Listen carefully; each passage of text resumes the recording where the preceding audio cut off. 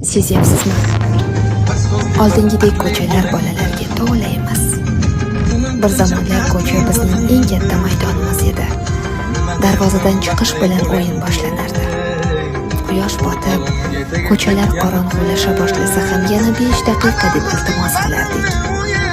Arqon sakrab, oyog'imiz charchardi, lekin to'xtamasdik.